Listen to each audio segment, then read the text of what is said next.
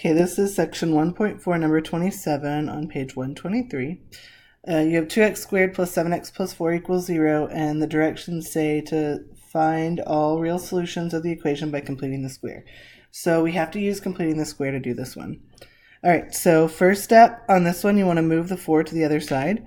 So you get 2x squared plus 7x equals negative 4. And then since there's a number in front of the x squared, we have to factor it out before we can complete the square.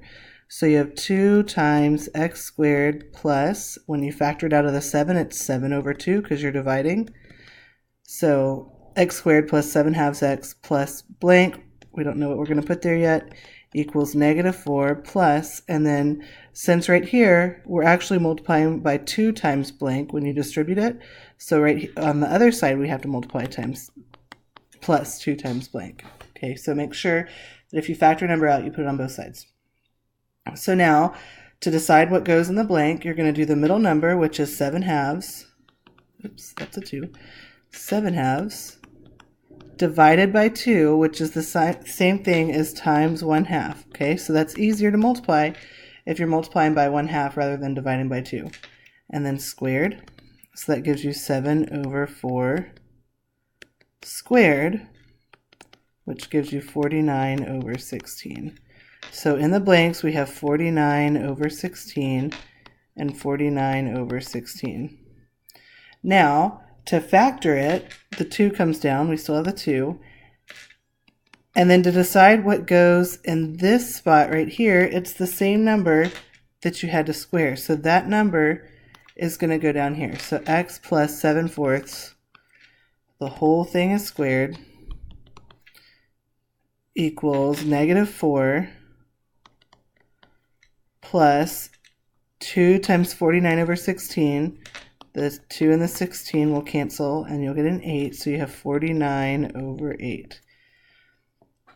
Now, I'm going to come over to the side and get a common denominator so that I can add these two together. So I have negative 4 times 8 over 8 plus 49 over 8. Which 8 times 4 is negative 32 over 8 plus 49 over 8. So you subtract, you get 17. Yeah, 17/8. Okay, so come back over to here and we have 2 times x plus 7/4 squared equals 17 over 8. Okay, now before I can square root both sides, I have to get rid of that 2. So multiply both sides times 1/2. It's easier since we're dealing with fractions to multiply by the reciprocal instead of dividing by it. Okay, so those are gone. On the left, you have x plus 7/4 squared equals 17 over 16. Okay, now square root both sides.